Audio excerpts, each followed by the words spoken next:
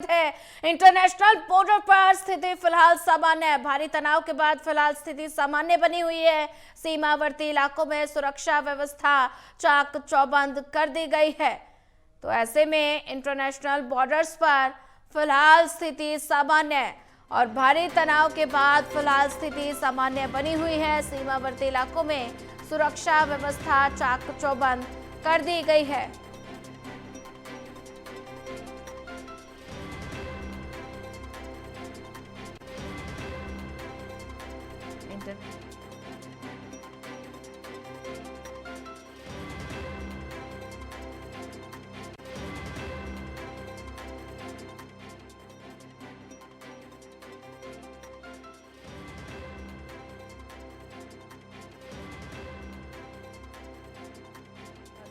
फिलहाल सामान्य है और भारी तनाव के बाद स्थिति सामान्य है।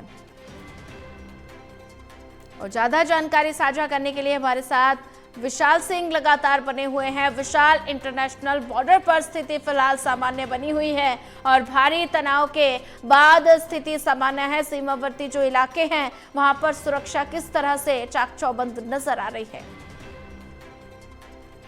सोनिया, देखिए, ना केवल इंटरनेशनल बॉर्डर बल्कि जहां जहां पाकिस्तान की तरफ से जो हमले किए गए थे, जहां ड्रोन्स भेजे गए थे, जिसमें अमृतसर और जैसलमेर भी शामिल है, वहां पर भी अब स्थिति सामान्य है क्योंकि कल रात वहां पर जो है ब्लैकआउट था, वो अब हटा लिया गया है। और अगर सिक्योरिटी की बात करें तो वो सुरक्षा के लहजे से अभी भी तैनात है और पूरी मुस्तैदी के साथ तैनात है क्योंकि पाकिस्तान पर भरोसा जो है बिल्कुल नहीं किया जा सकता क्योंकि कल ही सीज फायर का एग्रीमेंट हुआ और उसके महज 3 घंटे बाद ही पाकिस्तान ने जो है वापस से हमला बोल दिया। तो इसीलिए पाकिस्तान कुछ भी बोले, कुछ भी कहे, वो हम नहीं सुन सकते क्योंकि कल हमने पाकिस्तान को एक मौका जरूर दिया शांति के लिए, लेकिन पाकिस्तान ने जो है उस पर मौके पर जो है गोली चला दी। तो अब इसलिए काफ़ी ज़रूरी हो जाता है कि पूरे देश की जो है सुरक्षा काफ़ी बढ़ा दी और जाए। और बात करें राजधानी दिल्ली की तो दिल्ली में भी जो है सुरक्षा काफ़ी बढ़ा दी गई है, खासतौर पर उन ऐतिहासिक स्मारकों पर जो है जैसे कि लाल किला, कुतुब मीनार, जामा मस्जिद, इंडिया गेट, इनकी सुरक्षा भी काफ़ी बढ़ा दी गई है क्योंकि अगर एक वॉर की स्थिति पैदा होती है तो ऐसे में ऐतिहासिक स्मारकों का संरक्षण जो है काफ़ी ज़्यादा ज़रूरी हो जाता है।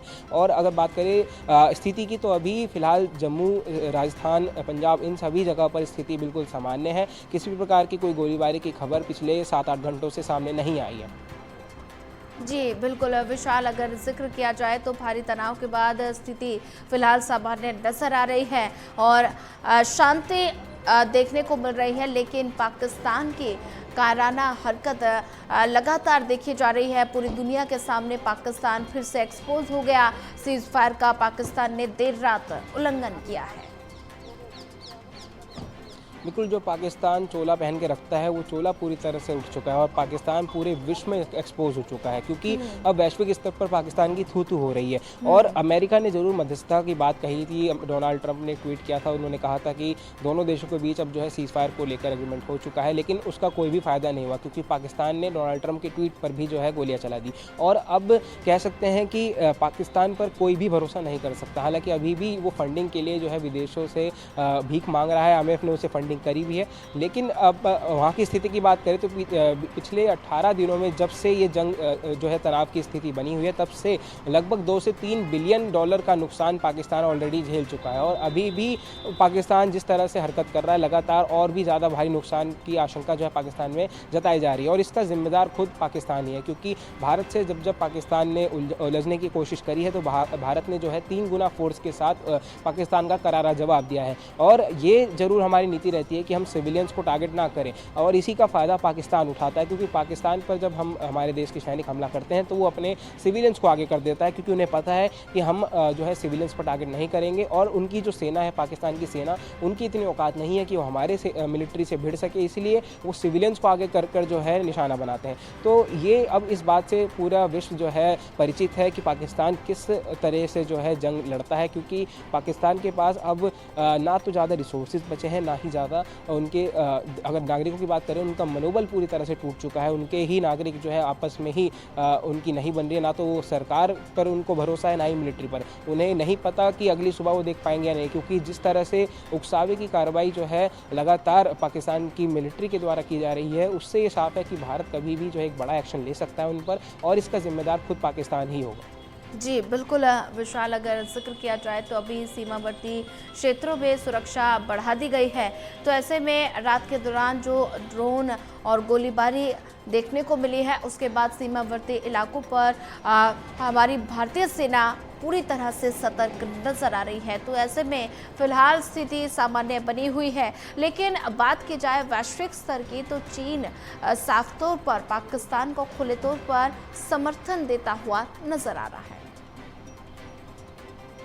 बिल्कुल, शुरुआत से ही चाइना की ये पॉलिसी रही है कि वो भारत के खिलाफ रहा है और जिस तरह से पहलगाम आतंकी हमले का जवाब भारत ने ऑपरेशन सिंदूर के तहत दिया था, उस ऑपरेशन सिंदूर की कार्रवाई को भी जो है चाइना ने खेदजनक बताया था और अभी भी कहीं ना कहीं वो पाकिस्तान के ही समर्थन में नज़र आ रहा है। और लगातार पूरे वैश्विक स्तर पर पाकिस्तान की थू-थू होने के बावजूद पाकिस्तान जो है अपने मंसूबों से बाज नहीं आ रहा है। लगातार कायराना हरकत जो है पाकिस्तान की तरफ से की जा रही है, उनकी आर्मी की तरफ से लगातार जो है सीज़ फायर का उल्लंघन किया जा रहा है। कल 3 बजे के बाद जो एग्रीमेंट हुआ था कि 5 बजे के बाद जो है किसी प्रकार की गोलीबारी दोनों देशों की तरफ से नहीं की जाएगी, इस पर भारत ने भी सहमति जताई थी, पाकिस्तान ने भी जो है सहमति जताई थी। लेकिन पाकिस्तान की आर्मी ने महज उस एग्रीमेंट के 3 घंटों बाद ही जो है सीज़ फायर का उल्लंघन किया और गोलीबारी करी। इसका करारा जवाब हाथ के हाथ ही हमारी सेना ने दिया। बिल्कुल विशाल, अगर बात की जाए तो ऐसे में पाकिस्तान जो है वो दुनिया के सामने एक्सपोज हो गया। और बात की जाए तो दिल्ली बॉर्डर पर हाई अलर्ट जारी है और चप्पे चप्पे पर सुरक्षा बल तैनात किए गए हैं। तो ऐसे में दिल्ली एनसीआर में सुरक्षा व्यवस्था और भी ज़्यादा बढ़ा दी गई है। और बात की जाए तो किस तरह से हाई अलर्ट नज़र आ रही है दिल्ली। बिल्कुल, देखिए अलर्ट जो है वो देश भर में जारी है, लेकिन खासतौर पर अगर राजधानी दिल्ली की बात करें तो यहाँ पर सुरक्षा और ज़्यादा बढ़ाना इसलिए भी ज़रूरी हो जाता है क्योंकि एक तो ये सबसे हमारे देश की राजधानी है, हमारे देश की संसद, हमारी जो पार्लियामेंट है, राष्ट्रपति भवन है, सुप्रीम कोर्ट सभी यहीं पर है और जो जितने भी वीआईपी लोग हैं वो सभी दिल्ली में रहते हैं और इसलिए काफ़ी ज़रूरी हो जाता है दिल्ली की सुरक्षा को और ज़्यादा बढ़ा देना। इसको लेकर जो दिल्ली के बॉर्डर्स हैं वहाँ पर जो है लगातार चेकिंग की जा रही है, काफ़ी वहाँ पर सुरक्षा बढ़ा दी गई है।